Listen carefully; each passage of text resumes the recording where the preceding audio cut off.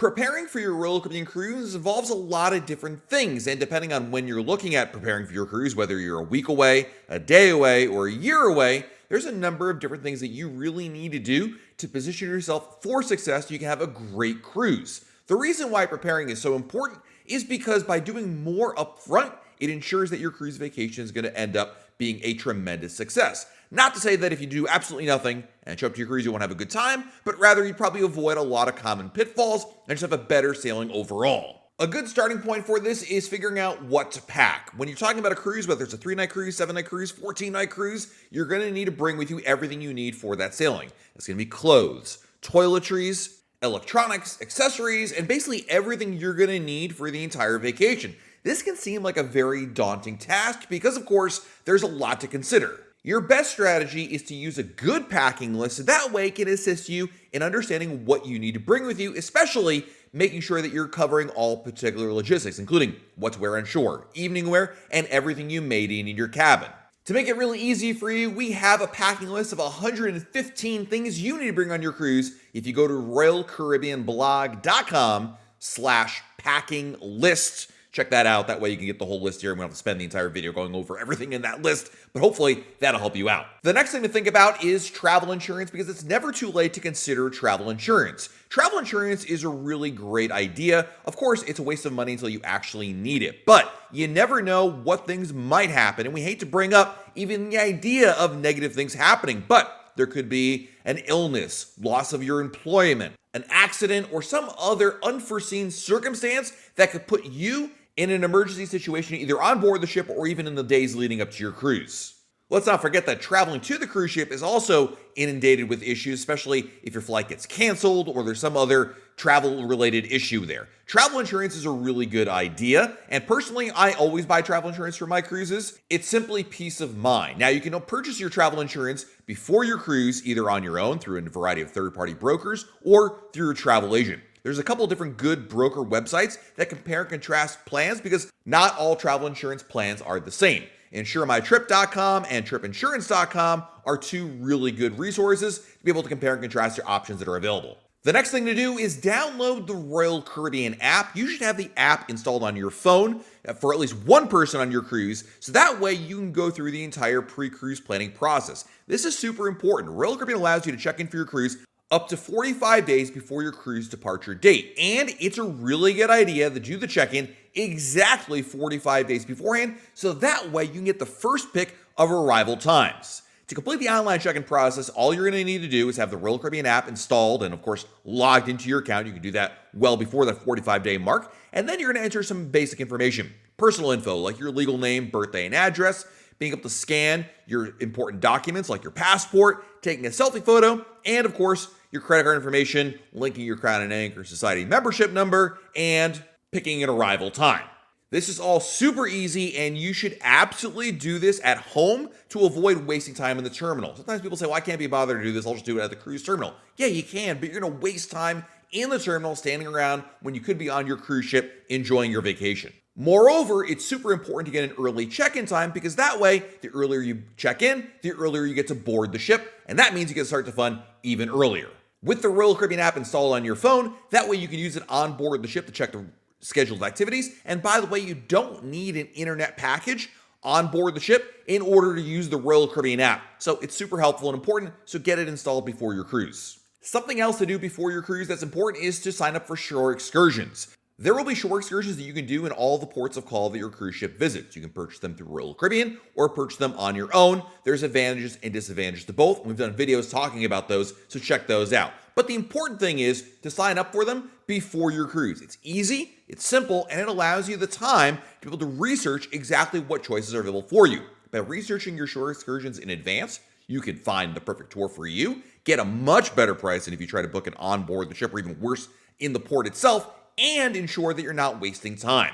One of the biggest mistakes people make is they don't pre-book these things, and either they overpay for the excursions on board the ship or they wander off the ship, and then they're one of those people that's approached by a group of salespeople on the pier trying to sell them all sorts of tours and they have no idea if it's any good or not. If you're looking for suggestions on where to book your tours, besides, of course, Royal Caribbean's website, you can go to third-party services like Viator or toursbylocals.com. Oftentimes, independent tours offer a smaller group and a more customized experience, but again, do your research, look for reviews, and then make a good choice before your cruise begins. Speaking of drinks, you should also plan before your cruise to bring your own drinks with you because Royal Caribbean allows you to bring at least some beverages with you on board. Now, you can't bring beer or hard liquor with you, but you are allowed 1 bottle of wine per adult in the cabin to bring on embarkation day, in addition to up to 12 bottles or cans, whatever, of non-alcoholic beverages in your cabin on embarkation day. That includes, of course, bottled water, sodas, flavored drinks, whatever you'd like to, as long as it doesn't include alcohol. Just bring it with you in your carry-on luggage. Don't give it to the Royal Caribbean porters in order to bring onto your ship, but carry it on with you, and you'll be able to bring that on with no additional cost. You're also going to make sure you have your travel documents because without these, you're not going on your cruise no matter what. So you want to make sure you pack your passport or birth certificate and government-issued ID. In order to go on any Royal Caribbean cruise, you're going to need travel documents to be able to prove whom you are for the local authorities. And to be clear, if you don't have these things, when you arrive at the cruise terminal, you will be denied boarding. If you're going on a closed-loop cruise from the United States, which is one cruise that begins and ends in the same U.S. port, you are able to use a birth certificate if you're a U.S. citizen. Sailings that are one-way or ones that depart from outside the U.S. require to have a valid passport. So it's really important to research which travel documents you need and, of course, have them ready for every single person. So that way, when you get to your cruise, you'll be able to actually board the ship. Let's talk medicine next because there are some important things you're going to bring with you. First and foremost, any prescription medicine that you're going to need for the duration of your cruise, including a couple days before and after your cruise, is a really good idea. So make sure you get that. In addition, it's also a good idea to get certain over-the-counter medications. It's always smart to pack with you a couple different pain relievers, as well as cold and flu medicine, and most importantly, seasickness medication.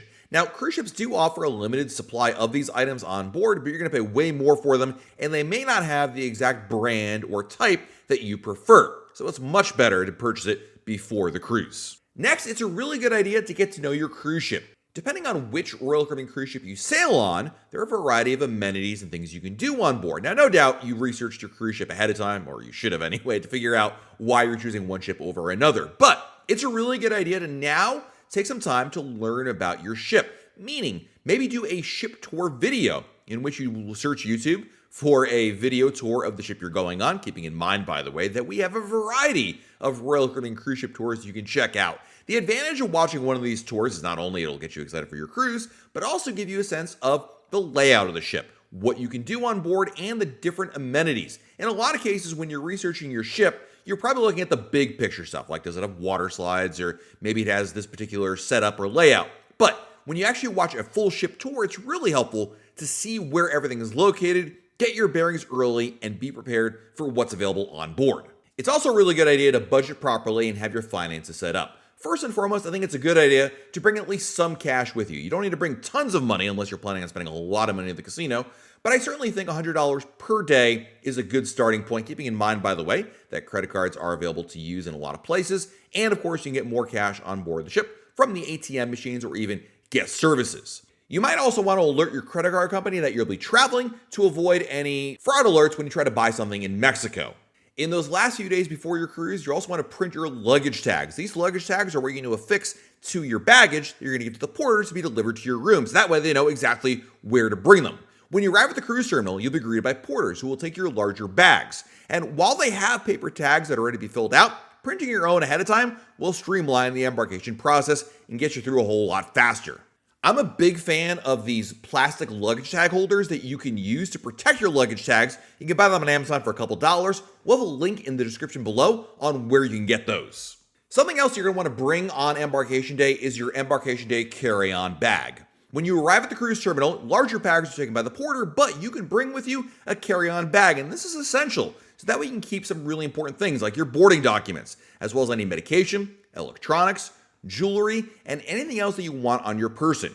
You won't have access to your bags until they're delivered later in the afternoon to your stateroom. Now, for those traveling with kids, it might be a good idea to pack some toys, light snacks like crackers or goldfish, books, diapers, and even a change of clothes. You'll want them to be entertained while they're waiting for the physical check-in process, as well as throughout the day before you're able to get to your cabin for that afternoon nap. I think it's also a really good idea about a day or two before your cruise to check the weather forecast. Keeping in mind, by the way, the weather forecasts for places like the Caribbean are notoriously unpredictable. It probably will rain during your cruise, but it won't be an all-day soaker event. But nonetheless, if you're going to a place like Alaska or Europe, you might want to know if you're going to need a lot of shorts or just a couple of shorts. So check the weather forecast, make sure you're aware of what to expect, and that way you can adjust your packing just a little bit. But there's really no point in checking the weather forecast more than about a day or two before your cruise.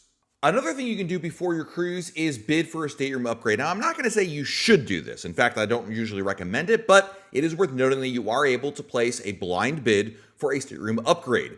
In the couple of weeks before you're sailing, you may get an email from Royal Caribbean, or in most cases, a lot of emails from Royal Caribbean, asking you, reminding you that you should maybe consider booking a stateroom upgrade program through the Royal Up program. Essentially, what it will allow you to do is place a bid. Basically, you put an amount that you'd be willing to spend per person in order to move up to a select other cabin.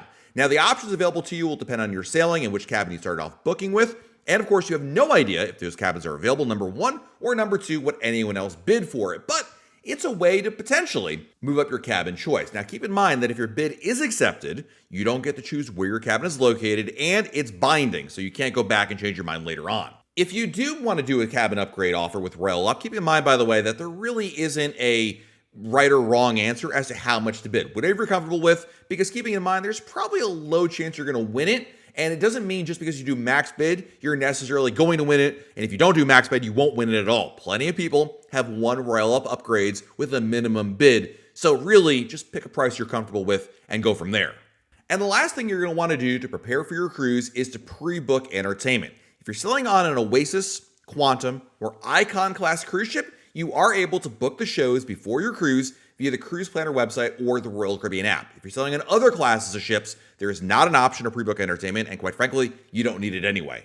Typically, shows will open for reservations about 30 days before your cruise begins, and at that point, you can, for free, reserve show times. They're not like seats. You don't pick like, row 7, seat 3. Rather, it's just simply admission into the show. Now, if you don't get a reservation, you can still make it into the show. Essentially, they're offering reserved times to make it easier for you to get into a show, but there are always standby slots available because number one, those theaters are bigger than the amount of reservations they make. Number two, people don't show up for their reservations because they're free and people are busy doing other things. And Royal Caribbean usually holds back additional times and slots to reserve once you're on board the ship.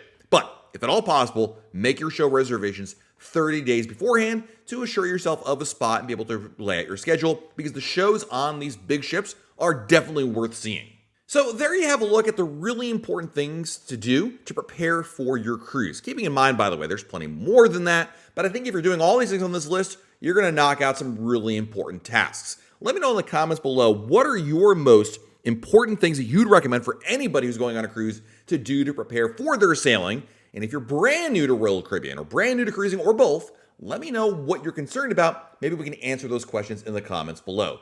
While you're down below our video, hit the like button, subscribe to our channel, and turn on notifications. That way, YouTube lets you have a brand new video to share. This has been Matt from RoyalCaribbeanBlog.com, and we'll talk again real soon.